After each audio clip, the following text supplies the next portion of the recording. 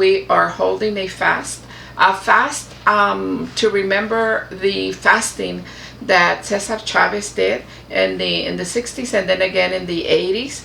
And we're doing this fast because of the fast is with Carrie Kennedy, the daughter of Bobby Kennedy, and also with Dolores Huerta, co-founder of the UFW and of this organization, LUPE, La Unión del Pueblo Entero. And it is because of the fact that, as we have all heard the stories over and over again of the separation of the children from their parents, this is going to be a 24-hour fast for 24 days for the 2,400 children that we know have been separated from their parents so far. So we want the world to know the situation that is happening here at the border and how they should get involved with their elected officials to make sure that there is an end to this. People are saying or may believe that it's over because of the executive order that President Trump did. Actually, that doesn't help the situation. He says that it's for 20 days that the children may be in detention. But the thing is what he actually is doing is now is just bringing the children and the parents, but they're still going to be not incarcerated, but detained, which to some parents, and the way the detention centers are, it does look like they are in jail. And so for those reasons, we're holding this fast to let the world know that these are children that are being separated, that's not what America is, that's not what America's values are, and that we need everybody's attention on the issue and everybody's support on the issue, on getting the word out. And even if you're not in McAllen tomorrow, you could definitely organize your own fast in whatever state you're in any part of the world. Actually, you can replicate the fast that we're starting here tomorrow, and then keep it going until this president and Congress can figure out a comprehensive immigration reform. That's the only way that we are going to keep this very cruel, difficult, inhumane situation from happening again. Now, can you explain the history? Because there's a rich history of fasting, especially with your connected with your organization. It is the United Farm Workers. When pesticides were being used in the fields and farm workers were being poisoned and the children were being born with birth defects in the late 60s, Cesar took it upon himself to fast. That fast was because of the violence that was starting to occur, and so Cesar decided to do this fast. And it wasn't 24 hours, it was for many days. And so the significance is that with fasting and prayer, we were, that was a way that Cesar and the early farm worker movement were able to get to the people of this world, to be able to help to understand the conditions of farm work, and were able to support that. Now, in that 60s fast is when Senator Bobby Kennedy went to Cesar's side and supported the issue of the fast and the prayers, and how that would help farm workers bring the recognition of their hard labor, of their skilled labor, but of their low wages and the very dangerous working conditions. So the connection between the Kennedy family, Cesar Chavez and Dolores Huerta, is a strong relationship that has been there throughout. When Cesar in the 60s, when Cesar was fasting, there were very few who dared get close to Cesar and the farm workers. Senator Bobby Kennedy was one of those people, and that's why this relationship and this fast now, to have his daughter come and help us with this situation with a fast and prayer, is so significant and so connected. Now, there was this is not the first time we've had, to say the least, serious conversations about immigration and about the border. Exactly. And it's definitely not the first time we've had this sort of rhetoric from President. I mean, in the 50s, Eisenhower had Operation, I won't say the word. Yes, I remember it. Yeah, and so what what do you hope comes out of this conversation? Because I mean, I feel like we were maybe moving forward, because it wasn't fantastic under Obama in any way, shape, or form. It was terrible. It was not. And we didn't talk about it at all, really. Right.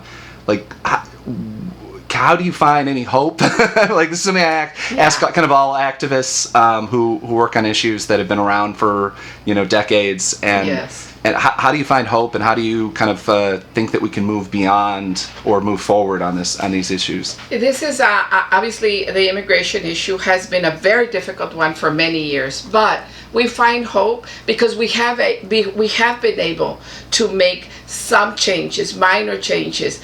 What also keeps, that is one thing that keeps us going. The other thing is that those that are here, that are working, that are undocumented, if they don't lose hope, and they're the ones that are right in the middle of it, and they're the ones that keep going, we as activists keep going. Now, the thing with the whole issue on immigration, and even with Obama, like you said, many thousands were deported, but I think that why we didn't, although we did call him deporter in chief because he was deporting a lot of immigrants, but the situation, it seemed that they were actually going after criminals. I don't know, but the situation was not the same because we did not hear the cries of the children and the cries of the mothers as we are doing now. So we know that is changing, and it's getting worse. It's getting worse because of what we're experiencing, and it's getting worse because this administration, even before this president was elected, he showed us his true colors. He told us what he was going to do. He told us what he felt, how he felt about Mexicans, very clearly. So racism has always been there, but it seems that racism now with this president, and with not only Washington, but the governor that we have in Texas. We have the double whammy here of having a governor that is very conservative and that has acted in what we feel, enacting laws and policies that feel racist. And so it's an issue very difficult, of course, to deal with that, with people that have those feelings. And but like I said, it just seems to be getting worse.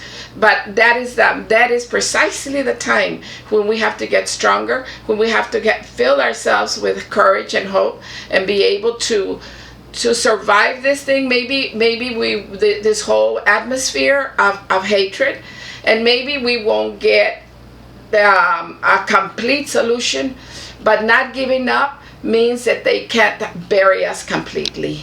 Now, I think a lot of people, come from upstate New York. A lot of people outside of like the borderlands, they think that it's just an issue that's down there. But just this week, I saw a video, or saw people doing posts about Border Patrol doing stops along a major highway in Maine. Wow. And so why is it? Because I know that AFW is active in upstate New York, yes. in the orchards. Yes. Why is this a national issue as opposed to just kind of a regional issue within our country? Right. It's a national issue because the children that are being released, that have been processed and now are being released, they're going throughout the country. There was a story yesterday. They're in New York, the children, with foster homes throughout the U.S. So these are children. Imagine, even though Trump signed that executive order, how are we going to? How is the government going to be able to reconnect those children with their parents? Yeah. It's a national issue because many of us are parents and many of us are grandparents. It's a national issue because we feel it in our heart. We know how difficult the situation it is. Sometimes we can't comprehend how you can live when your children are being taken from you. And so as a nation, it's difficult because as a nation, it's hitting so many of us. It's not just us here in South Texas. It's every parent and every grandparent in the United States, in the world, trying to figure out how can this be happening to children and their parents. So it's because it's not just now that we have an administration. Obama was the deporter in chief by far. I think his numbers are still higher, potentially higher than Trump's.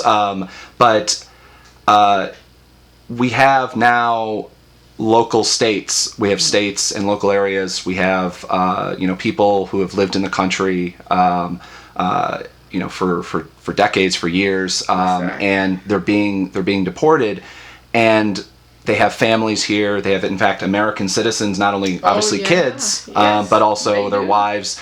How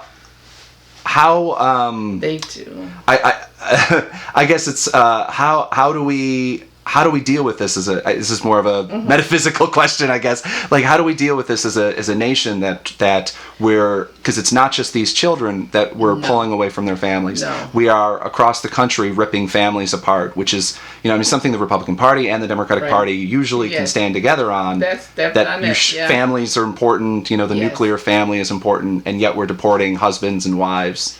I don't know if I have a question there, but well, no, it's just you're right. I mean, it's not just the children. For years, families have suffered the separation of family, and for years here and throughout the United States, we have heard of stories of immigrants coming in, being good citizens, good citizens, learning the language, many opening their own business, contributing to this economy. They've been here with us, and then all of a sudden, either with Obama and now obviously with Trump, is finding those people on the false pretense that they tell us that they're after criminals. Well, we have found out that the majority of the people that have been deported were not criminals. It was families. It was a mom or it was a dad. They were working here. They didn't have any crimes, and so they were being deported. And again, that's not exclusive to South Texas.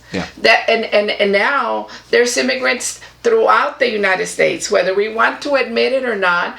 Whatever state you are in, you're going to see immigrants that are in the restaurants, that are cleaning the hotel rooms, that are taking care of children, even in the most exclusive homes in the richest areas of this country. You have immigrants who are here, who are hardworking, who want to provide for their families and do not want to get into any kind of situations where they may be taking a risk for being deported. But the thing is that it's so ironic that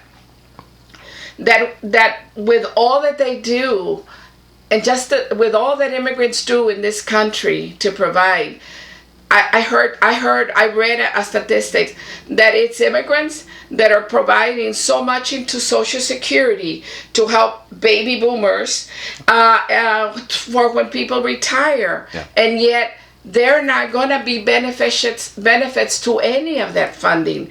And so I don't know what else an immigrant can do to show this country what we are about and what we are here to do and why we are here. Why do they continue to focus on one person, one immigrant, two immigrants that did something wrong, right? The majority is not. And I would ask, what would happen to this country if the 11 million immigrants were deported? This country would fall apart. That's kind of part of my question about like deportations in Maine and things like that. Why are people? Why is Border Patrol existing in Syracuse, New York, or in obviously there's a Canadian border. They're not going after Canadians crossing the St. Lawrence though. No, it goes back to my point of the racism also, because Canada has more miles in border than does the Mexican border, many more miles, yet the Canadian border has nowhere near the boots on the ground or all of the infrastructure that they're using for the immigrants. They're for sure they're not separating the children there. So it begs a question for Americans to ask themselves as to why is it the children of color that are going through this very difficult situations. And finally, can you explain to me what does LUPE do on the ground, kind of on a normal Tuesday, Right. not during this crisis necessarily, Right. but like what does your organization do? Sure, we are a community union organization that was founded in 1989 in California by Cesar Chavez and Dolores Huerta. What they had in mind was that the United Farm Workers could deal with the grievances in the fields, and all of the issues that farm workers have when working in the fields. But then when these farm workers and immigrants went home, they had the issues of housing or health or education, and of course the issue of immigration. So they felt that we needed another union, a community union that would organize and that would deal with those issues, find solutions with those issues, with the people that are feeling the impact of the issue. So LUPE is a membership organization. People pay $40 to belong to this organization. We have about 8,000 members, a third of who are U.S. citizens, a third are legal immigrants, legal permanent residents, and then a third that are undocumented. And so being so close to the border, of course, we're going to have many that are undocumented. And also we have, LUPE has two big components. We do immigration work at low cost for the members, because attorneys, not all of them, but many of them are very expensive. And so we do low cost immigration services. We do a lot of income tax from January to April, income taxes for people that don't have documents, because the IRS really doesn't care whether you have documents as long as you pay your taxes. They give them what's called a NIT number. We do their taxes. They can't qualify for any of the credits, benefits. They earn the income tax credit, but they still fill out their taxes because they don't want to be a burden to the state, because that's one question they might get asked when they're trying to legalize their status. And so they pay their taxes every year, and we do a lot of those taxes. But also the other component is the one of advocacy, is the one of organizing, is the one of protest, of being in the streets when all of this unfair, unjust, cruel policies and laws are being implemented.